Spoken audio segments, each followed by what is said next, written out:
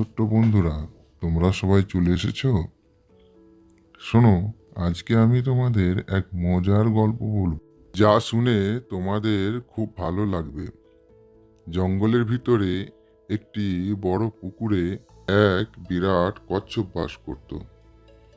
আর সেই কচ্ছপের কি অবস্থা হলো সেটা দেখো। কত পাখি আকাশে ওড়ে, কিন্তু আমি উড়তে পারি না।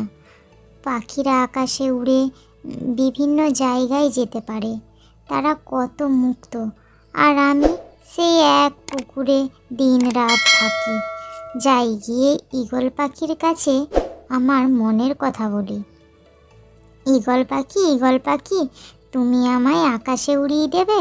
তাহলে সমুদ্রের তলায় যত রত্ন আছে আমি সব তোমায় এনে দেব।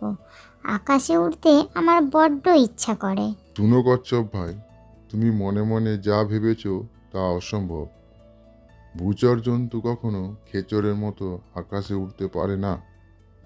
এই ইচ্ছা তুমি ত্যাগ করো, আর আমি যদি তোমাকে আকাশে উড়িয়ে দিই, তুমি তখনই পড়ে যাবে। হয়তো তোমার এতে প্রাণও যেতে পারে। তুমি আমায় উড়িয়ে দাও, আমি উড়তে পারি, আমি উড়ব। না উড়তে পারি তো আমি পড়ে মরব। সে ভাবনা তোমায় ভাবতে হবে না। তুমি আমার কথা শুনবে না তো? তাহলে আমার পিঠে চাপো, আমি তোমাকে আকাশে উড়িয়ে দিচ্ছি। কচ্ছপ ভাই, এবার তুমি উঠতে শুরু করো, আমি তোমায় ছেড়ে দিচ্ছি। কি মজা, কি মজা! আমি আকাশে উড়ছি। আ আ আ আ আমি নিচে নেমে যাচ্ছি কেন?